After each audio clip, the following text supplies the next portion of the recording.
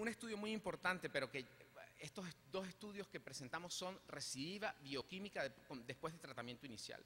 Pasamos a estudios que ven a pacientes con cáncer de próstata avanzado, y este es el estudio finlandés, que es muy famoso, el estudio de Salonen, que muestra una evolución muy interesante, porque ellos comparan pacientes que tienen evidentemente una enfermedad mucho más avanzada e igualmente son expuestos a terapia continua versus intermitente, y lo interesante es que las curvas son totalmente superpuestas. Quiere decir que es totalmente comparable, y esto es lo que se buscaba en el tratamiento inicial intermitente. Inclusive para pacientes con enfermedad avanzada, los resultados son básicamente los mismos, y ese es el gran mensaje que tiene este paper, que está publicado en una segunda oportunidad por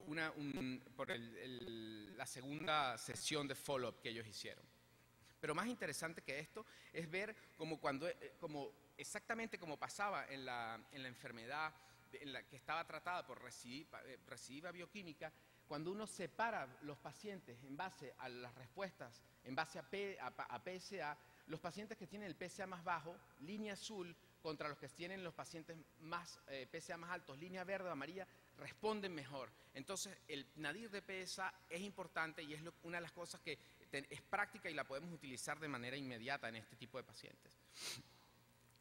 Luego vienen otros estudios, por ejemplo, este estudio que ya evalúa no localmente avanzado, sino pacientes con metastásica, con enfermedad metastásica, y vemos como es igualmente, cuando ellos comparan las cifras de intermitente contra sus cifras de continuo, las curvas son bastante parecidas, y que, de nuevo, los pacientes que tienen un menor PSA en el debut del tratamiento responden mejor, y esto era algo que ya pasaba en la terapia continua y que probablemente no va a cambiar en la terapia intermitente.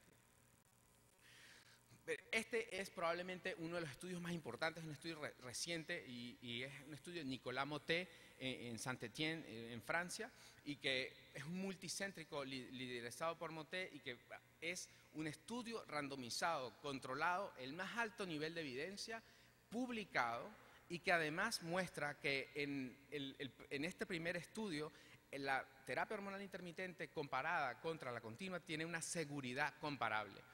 Hay un resultado que lo conocemos del último ASCO, en el que para la enfermedad metastásica no se consideraba tan bueno el bloqueo intermitente. Sin embargo, número uno, no es un estudio publicado, y hay bastantes limitaciones en este estudio desde el punto de vista de su diseño y de la aplicación. Pero Mottet logró verificar una serie de pacientes en los cuales se evalúan 341 pacientes, hay buenos criterios de exclusión, hay inclusive el consentimiento informado forma parte del estudio. Hay pacientes que evidentemente no pueden ser randomizados, pero de los 173 pacientes que se logran randomizar, uno ve como en la comparación cabeza a cabeza de continuo versus intermitente, los números son más o menos similares, lo cual permite hablar de una seguridad oncológica favorable. Pero más importante todavía es ver las curvas, porque las curvas, de nuevo, como habíamos visto en el trabajo previo, se superponen, y esto habla de una comparabilidad que no se había visto en randomizados controlados y que la estamos viendo hoy. Y mucho más interesante es ver calidad de vida, que tampoco se había evaluado previamente. Y vemos como en la calidad de vida, de nuevo, hay curvas superpuestas, y que, por supuesto, es difícil tratar de definir calidad de vida en estos pacientes, pero que ya estamos pasando del otro lado con el tratamiento intermitente, y no solamente podemos decir que es comparable, sino que la calidad de vida está pudiendo eventualmente ser mejorada con este tipo de abordaje. Entonces, en los resultados oncológicos sabemos que el bloqueo intermitente no es inferior al bloqueo continuo. Hay por lo menos 5 estudios que dicen que es exactamente igual, empezando por Caleda Silva en el 2009, y hay 2 estudios que hablan de que el bloqueo intermitente es superior al bloqueo continuo en tiempo de progresión y en tiempo para la muerte, que son los estudios de Leval y de Thun.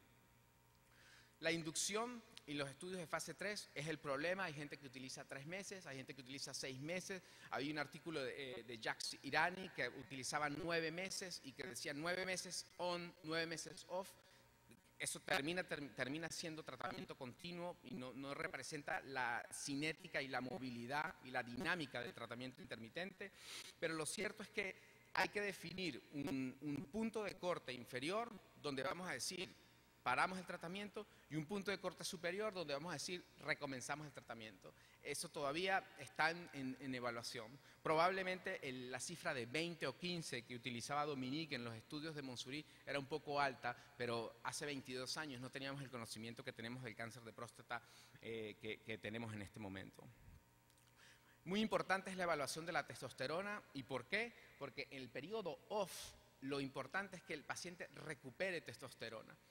Si el paciente no recupera testosterona, probablemente su calidad de vida no va a ser la misma, porque es básicamente la testosterona la que nos controla los procesos de afectación de calidad de vida en esta población.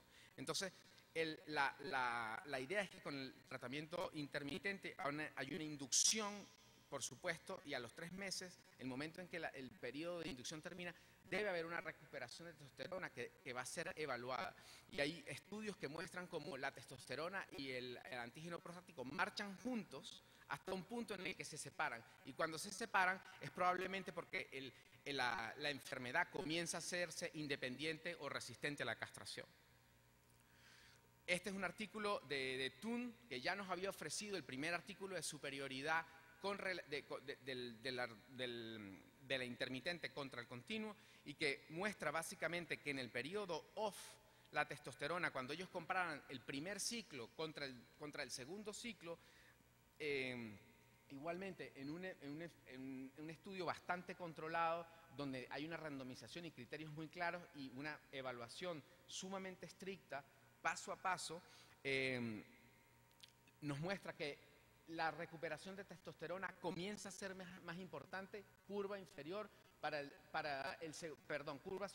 el segundo ciclo. ¿Qué quiere decir? Que a partir del segundo ciclo probablemente los pacientes comiencen a recuperar testosterona de una manera más continua y es lo mismo que podemos observar en las curvas, en este plot que muestra que las barras negras en el tiempo se hace más fácil para la célula recuperar la testosterona. Lo más importante que tenemos que saber hoy es que hay un PSA inicial y un nadir de PSA, que son muy importantes, ya lo hemos visto. Hay un PSA de corte superior 15 a 20, discutible, pero ese es el que hemos tratado de utilizar. Un PSA inferior de 4, que probablemente sí se ajusta un poco más a la realidad. Lo que tenemos que saber hoy es que el bloqueo intermitente es efectivo, es una realidad, hay estudios randomizados controlados. Hay que tratar a los pacientes de manera diferente en cuanto a su tipo de enfermedad y particularizar sus características. Y probablemente el futuro es analizar, hacer modelos matemáticos, y esto ya se hizo. Hay que identificar básicamente dónde actúa la droga, no es la droga, es el bloqueo, porque no es una droga. La droga actúa fuera de la célula o en 2 sitios dentro de la célula. Y sabemos que en el bloqueo intermitente hay 3 tipos de células, una que responde muy bien, una que tiene una respuesta de término medio y una que responde muy mal. Y estas células ya han sido identificadas y el proceso ahora es tratar de trabajar sobre cada uno de los componentes celulares para verificar exactamente dónde estamos. Entonces el bloqueo intermitente es muy sencillo, es como París. Usted del primer plano ve la Torre Eiffel y ve el Capitolio, pero en cada calle hay una maravilla que se puede conseguir y hay nuevos secretos, y eso es lo que tenemos que buscar ahora. Gracias.